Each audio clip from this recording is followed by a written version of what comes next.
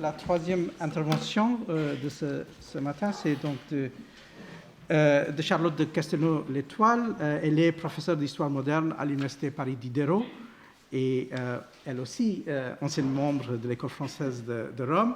Et elle a aussi enseigné au Brésil à l'Université fédérale Fluminense 2010-11. Elle a publié notamment Les ouvrières d'une vigne stérile, les jésuites et la conversion des Indiens au Brésil. Elle a aussi publié Un catholicisme colonial, le mariage des Indiens et les esclaves au Brésil 16e et 18e siècle. Et elle vient tout juste, en fait, demain, va sortir son nouveau livre, Pascua et ses deux maris, une esclave entre Angola, Brésil et Portugal au XVIIe siècle, donc chez les presses universitaires de France, PUF. Et aujourd'hui, elle va donc nous parler d'une chrétienté peuplée d'Indiens et de Noirs, réflexion sur le processus d'évangélisation au Brésil, 16e, 18e siècle. La parole est à vous. Merci. Merci beaucoup, Sanjay Subramaniam, pour cette invitation à parler dans cette enceinte prestigieuse et à écouter des spécialistes de mondes divers dont je ne connais souvent pas grand-chose. Et cet exercice de décentrement et je n'allais pas dire un exercice d'humilité comme les fous de Dieu de l'islam, mais enfin c'est toujours un exercice intéressant. Mais alors je commencerai par parler en introduction d'une chrétienté locale en voie de globalisation. En 1708, des esclaves africains de la ville de Salvador de Bahia s'adressent au pape en latin pour lui demander son aide contre leur maître, qui ne respecte pas le droit canon concernant le mariage des esclaves, qui stipule l'entière liberté des esclaves de se marier. Je lis. Les esclaves africains de la Bahia, des deux sexes, se plaignent qu'ici ou là, les maîtres leur interdisent de contracter mariage par des coups et des menaces, et qu'ils sont forcés malgré eux au célibat. Les esclaves supplient très intensément le très saint Seigneur pape qu'il veuille tourner avec sollicitude les yeux sur ce malheureux petit troupeau, qu'il veuille procurer un remède opportun à de telles souffrances. La pétition est accompagnée d'une lettre d'un jésuite italien en route vers l'Inde et qui, profitant de son escale à Salvador de Bahia, a décidé de prêter main forte aux esclaves, sans doute en mettant en forme leur pétition, en la traduisant et en l'envoyant par ses réseaux jusqu'à Rome, où elle repose encore dans les archives de la Propaganda Fide, où je l'ai trouvée. La pétition des esclaves africains est un bel exemple de question religieuse et d'histoire globale de la première modernité. L'histoire globale, elle est là, avec ces hommes et ces femmes qui se disent originaires d'Afrique noire, Éthiopie en latin, qui ont été déportés en terre américaine sous autorité portugaise et qui écrivent dans une langue internationale au chef de l'Église catholique à Rome par l'intermédiaire d'un Italien en escale vers l'Inde. C'est bien un document qui s'inscrit dans les 4 parties du monde, et je rappelle que cette expression, avant d'être un manifeste de l'historiographie globale, était le titre donné en 1633 par le cardinal Ingoli, secrétaire général de la congrégation de la Propaganda Fide. L'histoire globale, elle y est. La question religieuse, elle est là aussi dans ce document qui témoigne tout à la fois de la conversion de ces esclaves au christianisme, de points ardus de la théologie et du droit canon, comme la question du libre accès au sacrement, la nature du mariage qui repose sur l'expression d'un libre consentement de l'homme et de la femme. Le geste même de la pétition signifie que les esclaves reconnaissent l'autorité suprême du pontife romain, ont adopté la rhétorique et le droit de l'Église pour se défendre contre la violence de la domination esclavagiste. Ce document, découvert il y a une quinzaine d'années, accompagne depuis lors ma réflexion qui mêle histoire religieuse, histoire globale, à partir du cas du Brésil. Pour penser cette question de la diffusion du catholicisme à l'époque moderne à une échelle globale, il peut être utile de la comparer à ce qui s'est passé à l'époque antique et médiévale lors du premier millénaire. Et j'utiliserai ici Peter Brown pour comprendre la naissance de la chrétienté occidentale. Enfin, disons que la question que pose Peter Brown pour comprendre la naissance de la chrétienté occidentale est comment concilier la chrétienté, l'idée de chrétienté universelle, avec un monde fortement régionalisé. Le monde dont il parle, du IIIe à la fin du XIe siècle, évoque Carthage, Rome, la Gaule, l'Hispanie, l'Irlande, la Frise, la Germanie, qui étaient des mondes extrêmement différents et qui passent au christianisme au cours du premier millénaire. Peter Brown insiste sur le fait que ce monde a une unité, mais aussi bien sûr une très grande diversité, et il articule toujours les deux dimensions de local et de global. Le diocèse, explique-t-il, est l'unité de base de ce christianisme, un module de base, souligne-t-il, constitué de l'évêque, du clergé, d'une communauté et d'un lieu pour adorer Dieu. C'est ça le module de base de cette chrétienté qui peut être soumise à de nombreuses variations locales dans toutes les régions du monde, connues de l'époque. Il souligne que la liturgie, les saints restent locaux, mais qu'est-ce qui fait l'unité de ce monde ? Bon, la reconnaissance de la suprématie d'un évêque sur les autres, l'évêque de Rome, mais cette suprématie est bien lointaine dans la vie des chrétiens du premier millénaire.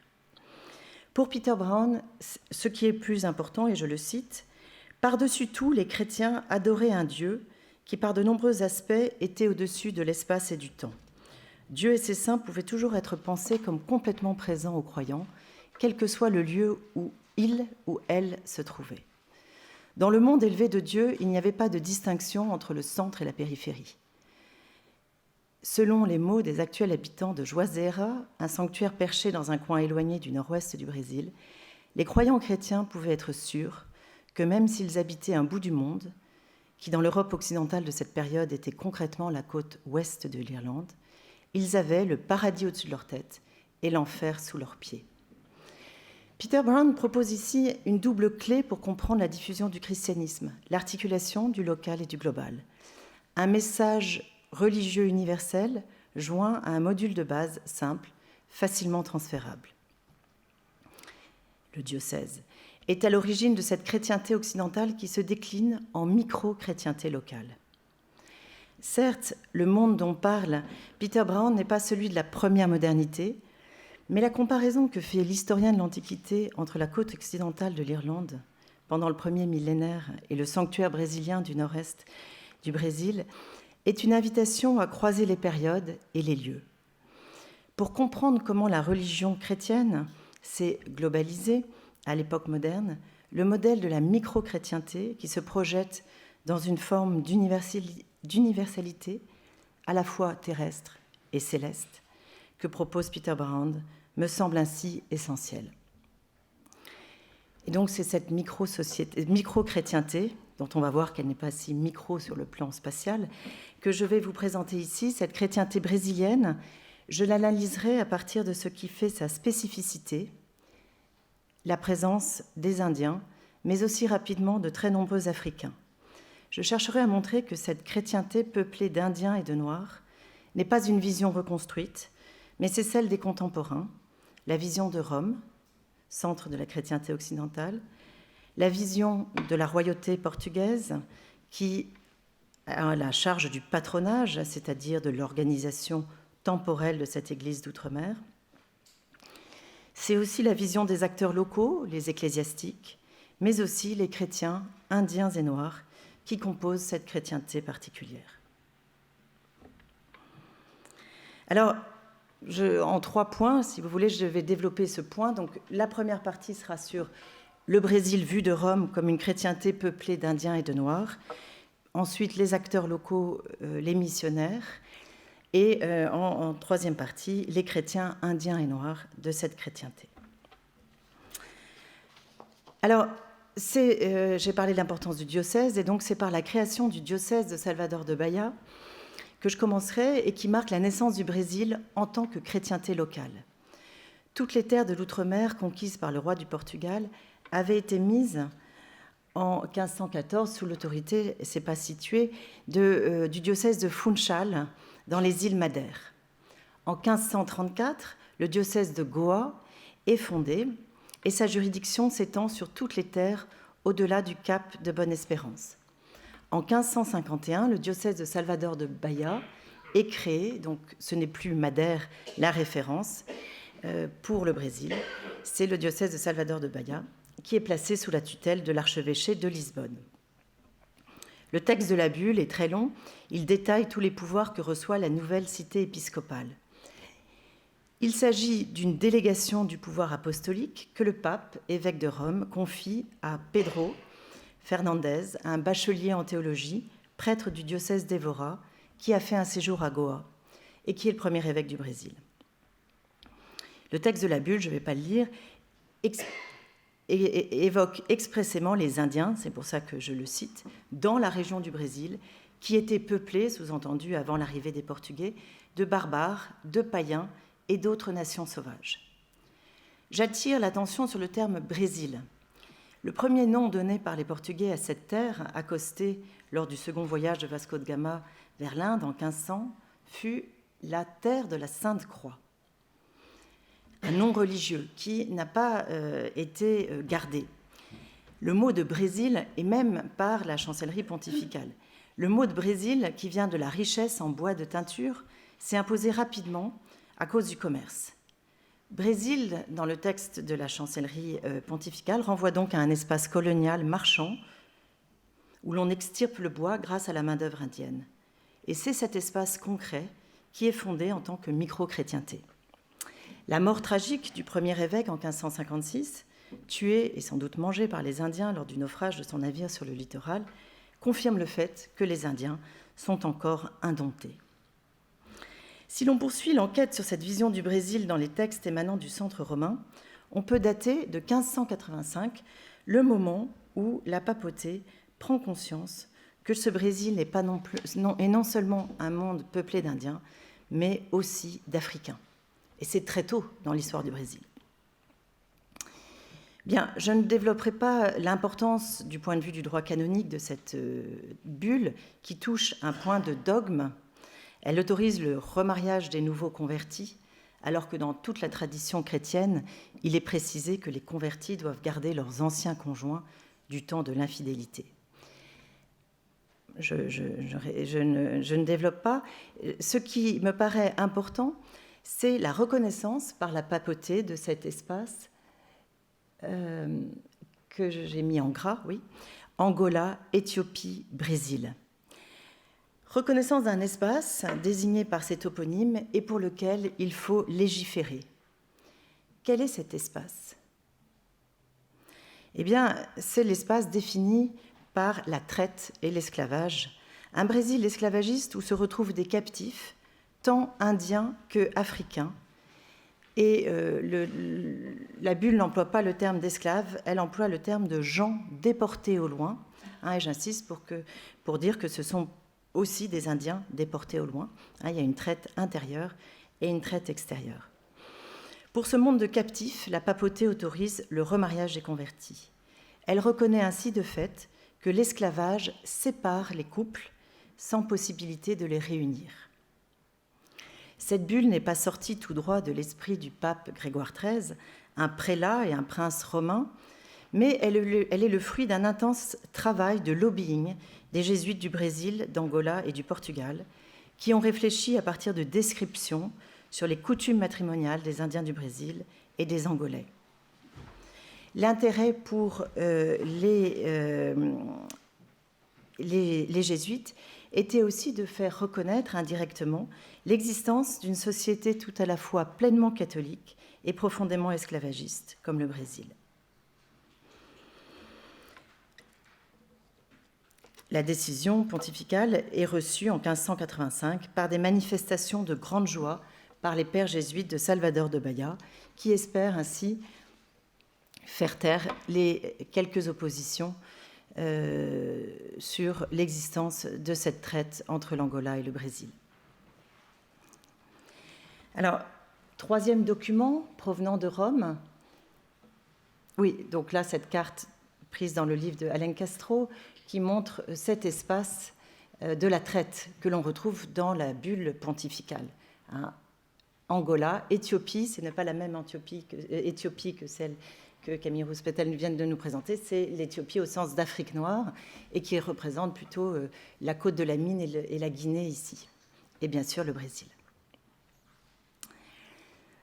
Alors, le troisième document que je voulais évoquer, c'est un texte de Ingoli, justement, dans l'ouvrage Les 4 parties du monde, le secrétaire de la congrégation pontificale de la Propaganda Fide, qui fait une description du monde très précise. Hein, on voit combien la papauté est informée. Et voilà ce qu'il écrit sur le Brésil en 1633. Au Brésil, les peuples sont assez durs et difficiles à dominer. Il reste encore de grandes régions de païens, terme utilisé est gentil, et d'autres où ils sont mélangés avec des chrétiens. Tous s'occupent à la conversion, ce sont les missionnaires, des natifs païens, mais aussi des Noirs qui, de la Guinée au royaume d'Angola, sont amenés là. Donc là encore, depuis son palais romain de la Piazza di Spagna, le cardinal Ingoli est très bien informé. Il note la présence des Noirs et le fait que la domination sur les Indiens n'est pas encore fermement acquise.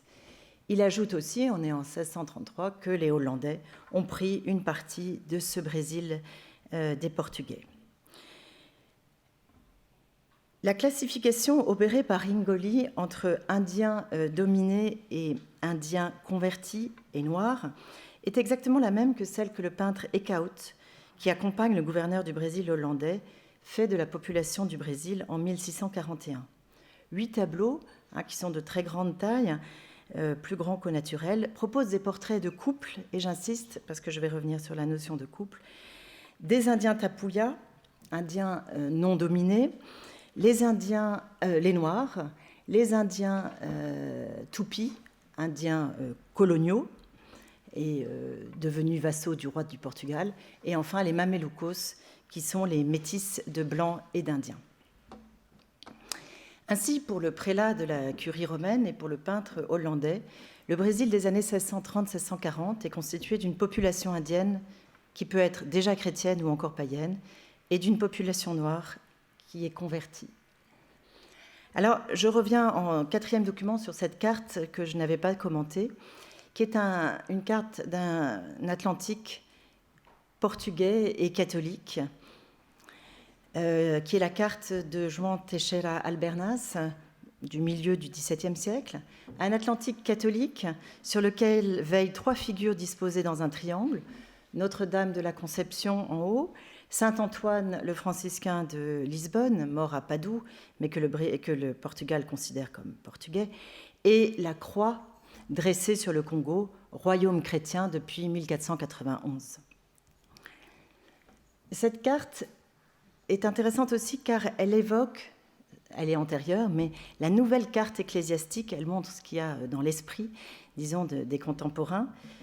La nouvelle carte ecclésiastique redessinée par la puissance coloniale et par Rome, après leur réconciliation, en 1679, après la restauration du Portugal.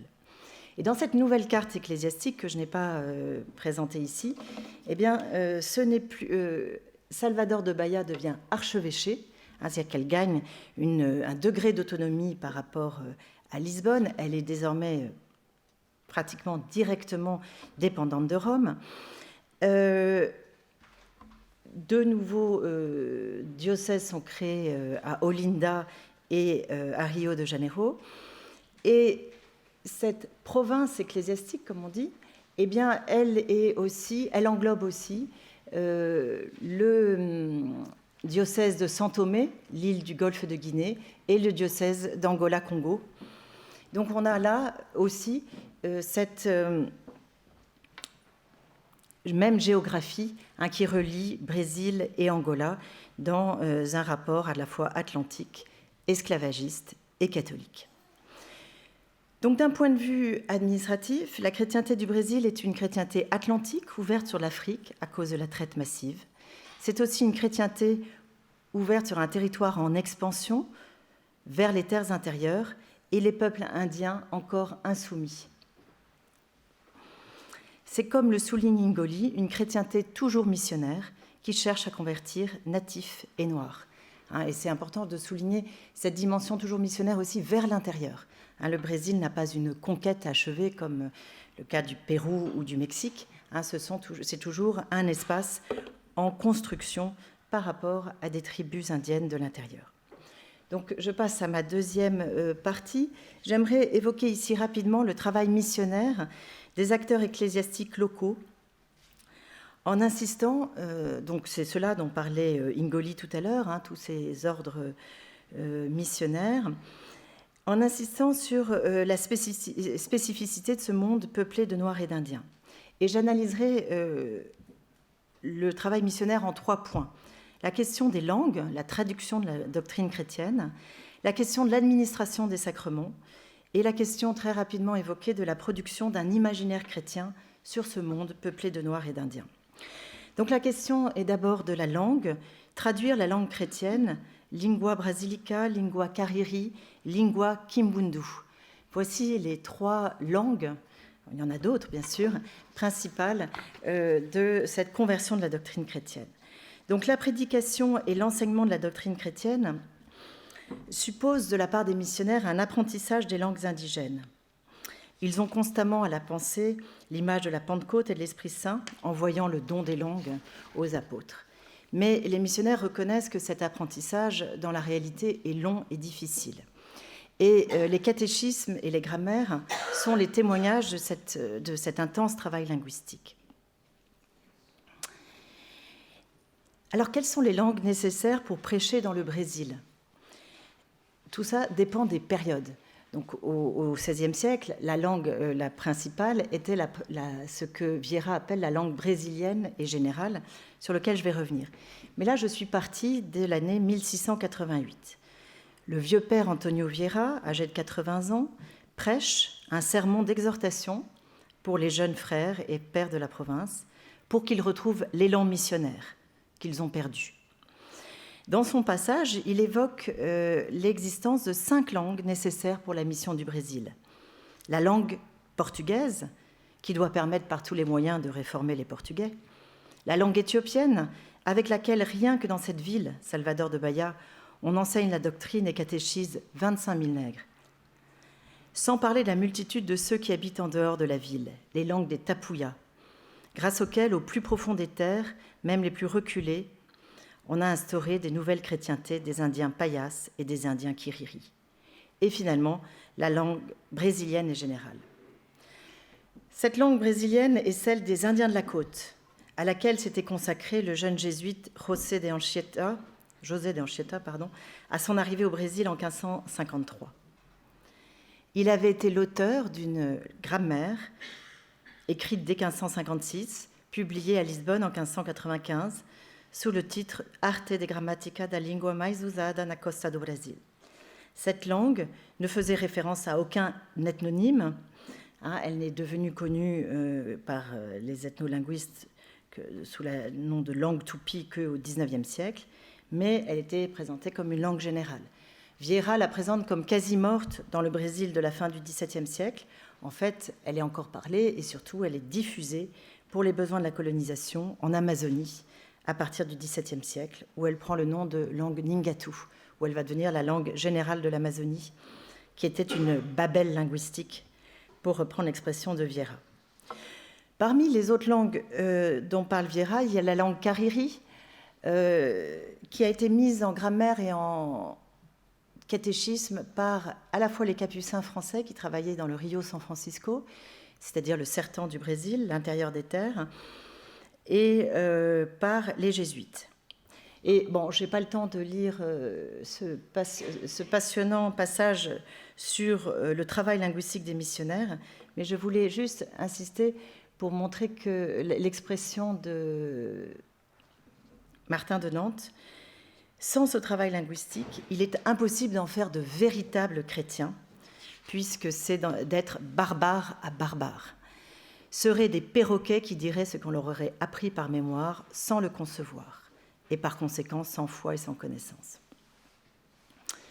Voilà le catéchisme de la langue Cariri, publié par Bernard de Nantes en 1709 à Lisbonne. La dernière langue dont parlait Vieira était la langue éthiopienne.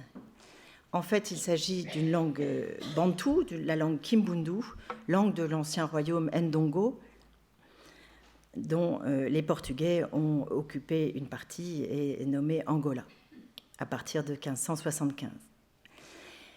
La langue Kimbundu, la langue de l'Angola, comme on l'appelle à l'époque, est intéressante parce qu'elle acquiert progressivement un statut de langue générale au Brésil à cause de la présence massive des esclaves. Et cette grammaire de la langue de l'Angola, publiée à Lisbonne en 1697, est l'œuvre d'un père jésuite, Pedro Dias, portugais, arrivé enfant au Brésil et qui n'a jamais été en Afrique. Il a appris la langue de l'Angola au Brésil avec l'aide des esclaves et de jésuites du Brésil nés en Angola. Elle est écrite, comme le dit la préface, pour ceux qui travaillent en Angola et au Brésil, auprès des esclaves africains, et elle est dédiée à Notre-Dame du Rosaire, patronne des esclaves. Donc ce travail linguistique missionnaire reflète cette spécificité de cette chrétienté locale, constituée de néophytes à la fois indiens et africains, et donc cette production d'œuvres linguistiques le souligne. Alors, l'autre volet de l'évangélisation, si on la prend à partir du point de vue des missionnaires, c'est l'administration des sacrements. Le sacrement doit être administré correctement pour être pleinement efficace. Et le prêtre, c'est-à-dire le missionnaire dans ces cas-là, est responsable de cette bonne administration. Il est censé rendre des comptes à Dieu de cette administration des sacrements. Les missionnaires ont donc des doutes et ils envoient à la hiérarchie des questions sur leur pratique et sur la manière d'administrer le plus correctement possible ces sacrements. Alors j'en ai pris un dans une liste de 53 qui est intéressant parce qu'on est dans les années 1580. Il évoque à la fois les esclaves et les Indiens. Donc, le doute consiste à savoir s'il faut donner le saint sacrement de l'Eucharistie aux Indiens et aux Indiennes. Et le texte évoque le fait qu'il n'est pas besoin de le donner, c'est les missionnaires qui ont ces doutes. Donc, ils avancent l'idée que pour des raisons d'ignorance, de frivolité, d'inconstance des Indiens convertis, ils n'ont pas à recevoir l'Eucharistie. Ils expliquent aussi qu'il y a un scandale que cette distribution d'Eucharistie suscite chez les hommes, c'est-à-dire chez les colons portugais. Et là, c'est un point important parce que dans l'Europe de la même époque, la question de savoir qui a accès à l'Eucharistie est aussi une question en Europe. On ne communique qu'une fois par an et tous ceux qui sont en état de péché mortel, c'est-à-dire beaucoup de gens en fait, et notamment tous les concubins, etc., n'ont pas le droit de recevoir l'Eucharistie. Alors, transplanté dans une société coloniale, cela donne cette série de doutes avec une société coloniale dont on voit qu'elle est divisée en groupes ethniques, en statuts juridiques, et aussi entre néo-chrétiens et vieux chrétiens. Dans les cas des nouveaux chrétiens, on a des doutes en tant que groupe, alors que pour les vieux chrétiens, on ne se pose pas la question, sauf à titre individuel. On voit aussi dans ce doute qu'il y a donc peut-être un consensus sur la forme de cette société, divisée en groupes ethniques, divisée en libres et en esclaves, divisée en nouveaux et en anciens chrétiens. Il y a aussi des formes d'opposition. Colons et jésuites s'opposent sur cette question de l'Eucharistie. Au sein de l'Église, prêtres séculiers et jésuites ne sont pas forcément d'accord. Missionnaires de terrain et professeurs de théologie au sein du même ordre ne le sont pas non plus, puisque la réponse du professeur de théologie est très claire. Si le confesseur trouve que les Indiens de la terre et les gens de Guinée sont capables de recevoir le très saint sacrement, il y a obligation de les envoyer le recevoir, comme s'ils étaient des hommes blancs. Donc on retrouve ce message d'universalisme chrétien, mais exprimé dans les termes de cette société locale très particulière. Le dernier point que je voulais aborder dans cette deuxième partie, c'est la question de la production d'un imaginaire chrétien, de cette chrétienté de Noirs et d'Indiens. Le programme de conversion des Indiens est toujours envisagé sous un angle double, que ce soit par le cardinal Ingoli ou que ce soit par les ecclésiastiques du Brésil, sous l'angle à la fois de la domination et de la persuasion. Convertir ces populations, c'est les faire passer sous le régime de la loi chrétienne, les faire devenir des vassaux de la couronne du Portugal, les incorporer au sein d'une société catholique à une place, certes subalterne, mais faisant partie de la société elle-même. Et donc j'aimerais insister là sur deux visions proposées par des jésuites. Pero Rodriguez, dans La vie d'Anchieta, donc ce jésuite qui a écrit la première grammaire et qui était très proche des Indiens, et dont les jésuites du Brésil ont voulu faire un saint. Donc première vie de saint, 1597. Avec la religion catholique, il faut être patient parce qu'il a été canonisé en 2000, je crois. Donc ça a fini par fonctionner. Mais donc ça a été très long. Et voilà ce qu'écrit Pero Rodriguez, un tableau édifiant d'une chrétienté où les Indiens ne sont plus nus et sauvages, mais devenus des sujets chrétiens. Voilà, les femmes, quant à elles, doivent aller à l'église et se vêtent fort décemment, à savoir avec une chemise ou un habit fort bien fait, fermé, ample et long jusqu'au sol. Les hommes, en général, vont avec le vêtement qu'ils peuvent, mais à l'église, nombre d'entre eux se vêtent à la portugaise. Et le texte, j'ai coupé, ajoute « Ils sont comme des soldats bien payés ». Telle est la vie des Indiens du Brésil une fois qu'ils ont été éclairés par la lumière de l'Évangile. Tel est le fruit qui se recueille dans les greniers de l'église de ces travaux, depuis plus de 50 ans dans cette contrée. J'insiste bien sur l'imaginaire chrétien. J'avais évoqué dans mes premiers travaux, dont Sanjay Subramanian m'a parlé, les ouvriers d'une vigne stérile. L'image de la vigne stérile était bien plus fréquente dans les sources, mais là on est dans une source hagiographique, donc on peut imaginer une chrétienté parfaite. Et cette chrétienté parfaite, ce sont des Indiens chrétiens, soumis, soldats du pouvoir portugais, remparts contre les puissances étrangères, les Indiens sauvages et les esclaves fugitifs. J'utiliserai Vieira pour évoquer la vision aussi rêvée d'une chrétienté de Noirs. C'est le sermon que prêche Vieira en 1633 dans une église de la Bahia, un texte inlassablement écrit et publié au cours du XVIIe siècle. En 1688, on l'a vu, il est en train de publier ses œuvres complètes, donc ses sermons sont toujours retravaillés.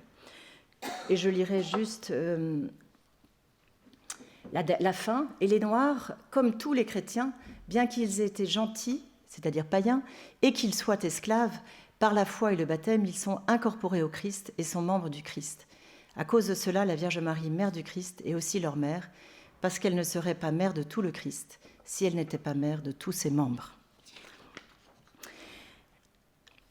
Telle est donc la vision rêvée de ces deux grandes figures jésuites du Brésil, une chrétienté faite d'Indiens et de Noirs soumis, incorporés au corps de l'Église et de la société. J'ai utilisé les jésuites, mais on pourrait utiliser les franciscains, les carmes, qui participent aussi de cette projection d'un monde colonial en chrétienté unie, avec notamment des travaux autour de figures de saints. Mais je ne veux pas m'appesantir sur cette vision produite par les ecclésiastiques, et je voudrais, dans une troisième partie, aborder la chrétienté locale à partir de ces acteurs subalternes, ces chrétiens indiens, noirs ou métis, esclaves, affranchis, libres, souvent dépendants. Alors, pour ces hommes qui occupaient des positions subalternes dans la société coloniale, que signifiait être chrétien ? Quel type de relation avait-il avec l'Église ? Les réponses sont bien sûr variées et les travaux universitaires sont actuellement nombreux sur le sujet. Je développerai quelques cas en utilisant surtout mes travaux sur les stratégies matrimoniales des Indiens et des esclaves dans le Brésil du tournant du XVIIe et XVIIIe siècle. Et la pétition que j'ai citée en introduction renvoie bien sûr à ces Indiens et Noirs chrétiens, acteurs de la société coloniale. Je vais développer maintenant 2 portraits de couples, et je me suis inspirée finalement des portraits de Eekhout, qui lui aussi avait présenté les personnages du Brésil par couple, hommes et femmes.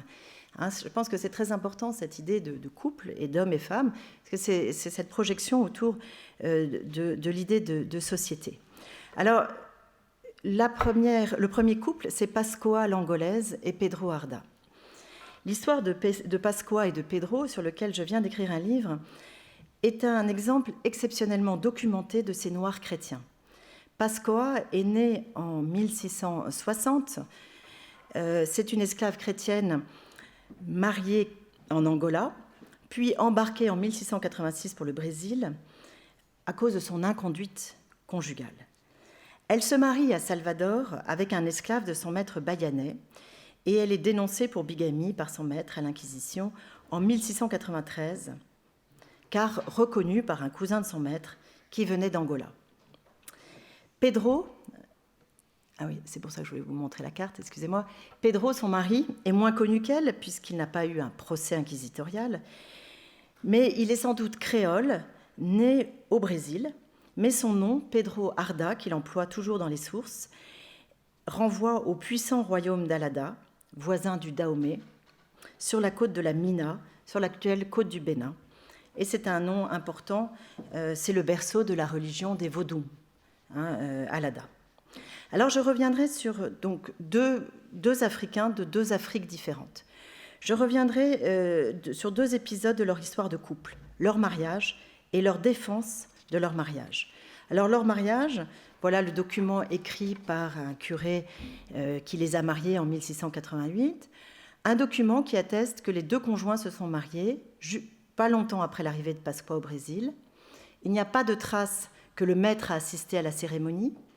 Et j'insiste sur le fait que tous les témoins dans ce mariage sont des esclaves ou des Noirs. C'est donc une cérémonie simple entre gens du même monde, les mondes des Noirs de la ville de Bahia, avec pour garant le curé de l'église. Le deuxième document est la défense de leur mariage. Bon, il y a beaucoup de péripéties, je vais essayer d'aller vite, mais en 1697, les 2 conjoints ont été séparés. Ils ont été séparés en 1693 après la dénonciation à l'Inquisition. Et en 1697, ils essayent une tentative pour être réunis. Et je vous rassure tout de suite, ils vont réussir. Et donc, pour arriver à faire cette réunion, Pedro Arda va se présenter au tribunal ecclésiastique de l'archevêque de Salvador et va lui dire qu'il a été privé de l'usage du mariage avec son épouse, je prends le texte, et que c'est une injustice. Et il a été privé, et il demande à être réuni pour le préjudice de son âme, pour le manque de consolation de son esprit, et à cause du grand amour qu'il a pour elle. Il souffre de ne pas pouvoir profiter de l'usage du mariage, c'est-à-dire la vie commune. Et il demande à son Excellence, par les plaies du Christ, pour le service de Dieu, d'obliger l'ancien maître qu'il a vendu, de les laisser vivre ensemble. Finalement, l'ancien maître va accepter, sous les ordres de l'archevêque, et les 2 époux vont se retrouver ensemble. Ils ne vont pas être achetés par le même maître, mais ils vont pouvoir se retrouver le soir pour vivre ensemble. La démarche nous paraît osée, elle apparemment n'était pas exceptionnelle, puisque l'archevêque accepte. En effet, le droit canon insiste sur le fait que la vie matrimoniale est un droit pour tous ceux qui sont mariés légitimement.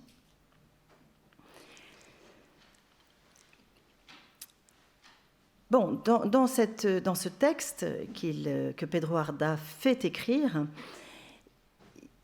cela montre qu'il estimait que l'Église pouvait lui accorder une protection dans cette société esclavagiste, sinon il n'aurait pas entrepris cette démarche. Il s'est emparé des instruments juridiques du droit canon et il a fait sienne la rhétorique de l'Église sur le mariage. 4 ans plus tard, devant l'Inquisition de Lisbonne, Pascoa raconte pour sa défense sa vie de chrétienne. Elle a été baptisée en Angola, mais elle n'a été vraiment instruite dans la foi chrétienne qu'après son arrivée au Brésil à 26 ans. Elle qualifie son premier mariage, célébré dans la brousse angolaise par un capucin italien, de cérémonie des anneaux et non de vrai sacrement basé sur l'échange de consentement. Donc ça, c'est un point important parce qu'elle souligne le fait qu'elle est déjà évangélisée en Angola, mais elle devient vraiment chrétienne qu'au Brésil. Le couple que forment Pascoa et Pedro est représentatif de ces chrétiens noirs du Brésil dont les trajectoires éminemment complexes se sont forgées dans le monde global de la première modernité. Pour finir, je finirai par un autre couple emblématique de cette chrétienté d'Indiens et de Noirs, mais plutôt côté indien. En 1719, Sébastien Pereira se présente au tribunal ecclésiastique de Rio de Janeiro. Il se déclare indien et homme libre et il veut épouser Isabelle, une cabra, c'est-à-dire une métisse d'Indiens et de Noirs, qui est l'esclave d'un prêtre. Il y a donc une différence de conditions juridiques. Lui est libre, elle est esclave, qui n'est pas en principe un obstacle au mariage, mais il lui faut une autorisation spéciale pour se marier. Le juge ecclésiastique n'a pas le registre de baptême de Sébastien Pereira et il lui demande s'il est baptisé. Grâce à cette question, nous avons un récit de vie tout à fait passionnant. Il déclare être un homme du gentil, de la terre, originaire, dit-il, du Sertan, de la côte du Maranhão, fils de parents sauvages de ce Sertan, dont il ne sait pas les noms, car ils étaient païens. Et lors d'une conquête que firent les Blancs sur cette côte et ce Sertan, ils le capturèrent et l'emmenèrent dans un village où il fut baptisé. Et comme il était tout petit, il ne sait le nom de la paroisse où il a reçu l'eau du baptême, mais il est certain qu'il est baptisé. Il est resté ensuite en compagnie d'un religieux avec qui il est passé aux mines de Ouro Preto, puis dans celles de Sabara. Là, devenu petit homme, il gagnait sa vie dans les mines et il s'est agrégé à la compagnie du père Francisco de Araújo Torinho. Et il était célibataire. Sébastien était né hors du territoire colonial. Il a été fait captif, enfant, au cours d'une conquête des Blancs. Au début du XVIIIe siècle, le baptême est encore lié à la soumission au monde des Blancs. C'est bien une conquête toujours en cours. L'Indien parle de son baptême comme d'une évidence dont il n'a jamais douté. Vivant parmi les Blancs, il ne peut être que baptisé. Il a toujours vécu dans la dépendance de prêtre, ce qui explique sans doute sa connaissance des rouages du tribunal ecclésiastique et son aisance face à ses juges. Même s'il vit dans la dépendance d'un maître blanc en tant qu'Indien, il est un homme libre. Depuis la loi de 1680, l'esclavage des Indiens est officiellement interdit dans la colonie. Son parcours de vie montre qu'il a littéralement traversé le Brésil.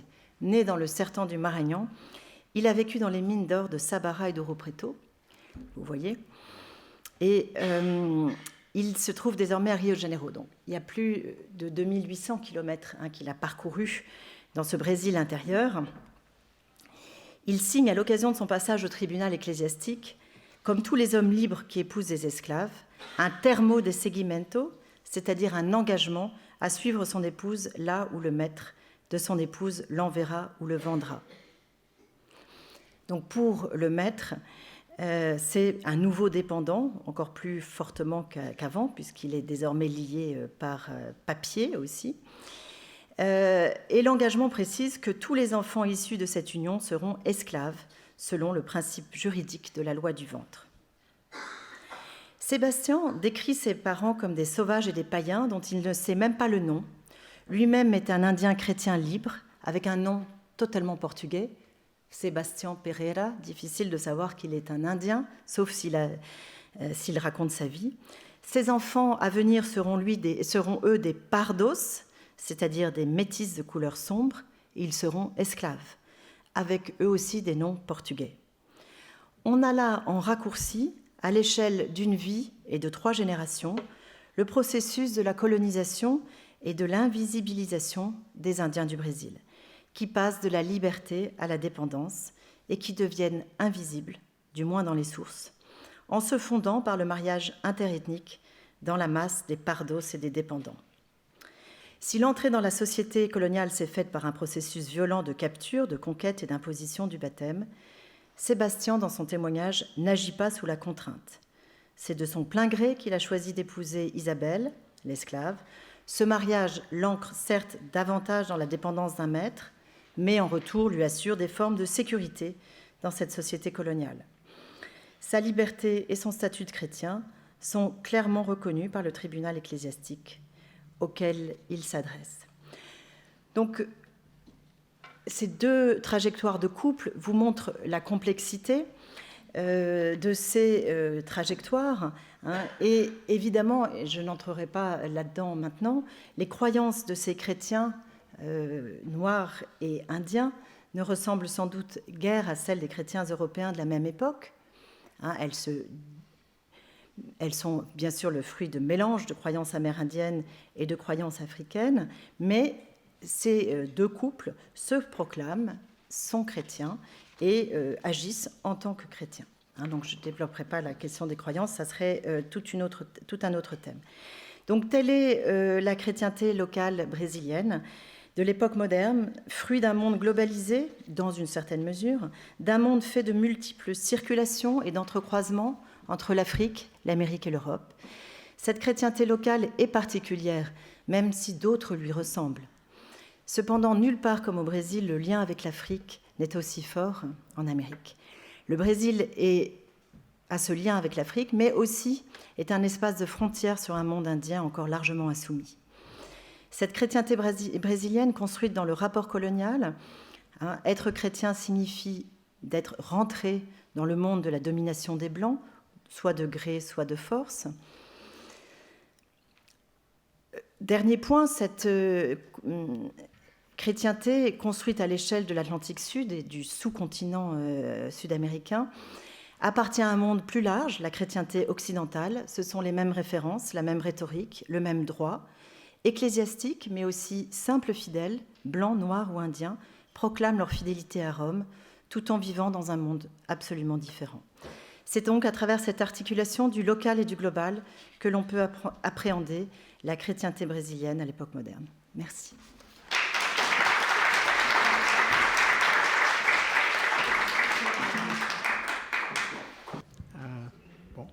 Je vais juste vous poser une petite question pour démarrer. Je sais que depuis relativement peu de temps, peut-être dans les dernières 20-30 années, les historiens du Brésil se sont intéressés à la question de l'islam, notamment les esclaves africains qui étaient donc musulmans avant de venir au Brésil, et puis la question de savoir ce qui est devenu cet islam par la suite. Donc, première question, est-ce que ça serait quelque chose de relativement tardif, c'est-à-dire c'est plutôt une question de 18e, 19e et pas tellement de 16e, 17e? Et même si c'est 18e, 19e, est-ce que cette présence d'islam change quelque chose? Parce qu'il y a aussi la question, je pense, de l'arabe en tant que langue possible de communication qui peut se poser dans ce cas. Donc il y avait là une question, il y a une deuxième question, mais on peut revenir sur ça. Donc question de l'islam et de l'arabe dans le cadre brésilien. Alors, effectivement, il y a de la présence d'esclaves islamisés, musulmans qui arrivent mais plutôt à la fin du XVIIIe siècle, notamment à cause de djihad importants dans la région du Nigeria, de l'actuel Nigeria, qui était l'empire du Bénin, à cette époque. Et du coup, par exemple, Jean-José Reis a travaillé sur, par exemple, les révoltes Haoussa, puis les révoltes des Malais au XIXe, qui sont donc les grandes révoltes urbaines du Brésil, des esclaves brésiliens du XIXe siècle, sont des révoltes fomentées par des esclaves musulmans. Et donc ça change effectivement parce que, et notamment, il y a une dimension, par exemple, dans la révolte Haoussa de 1806, une dimension antichrétienne. Notamment, la révolte est prévue le jour de Corpus Christi, donc le jour de la fête religieuse. Et ces esclaves musulmans écrivent. Et donc, il y a aussi cette possibilité, pour fomenter une révolte, le fait de pouvoir écrire aide. Mais le front des esclaves n'est pas uni au Brésil, puisque, par exemple, dans le cas de cette révolte à Oussa, ce sont d'autres esclaves et affranchis qui les ont dénoncés. Et les Haoussa n'avaient pas du tout l'intention d'abolir l'esclavage au Brésil, ils avaient l'intention de devenir les maîtres, de tuer les Blancs et de mettre en esclavage les autres Noirs qui ne se seraient pas révoltés avec eux. Bon, ils viennent d'un monde aussi où se pratique l'esclavage. Donc voilà, alors je n'ai pas fait de recherche et je ne suis pas tombée sur des esclaves musulmans à l'époque jusqu'au 1er XVIIIe siècle. Mais il y a une chose intéressante dans les constitutions enfin, sur les lois philippiques, enfin le code de loi civile du début du XVIIe siècle au Brésil. Les esclaves ne sont pas obligés, quand ils arrivent adultes, d'accepter le baptême. Hein, le baptême leur est proposé et c'est écrit noir sur blanc dans les constitutions qu'ils peuvent le refuser. Donc est-ce pour justement, est-ce que les esclaves musulmans de cette époque faisaient partie de ceux qui ont refusé le baptême? Ça serait intéressant de chercher là-dessus. En tout cas, c'est prévu par la loi que certains peuvent ne pas se baptiser.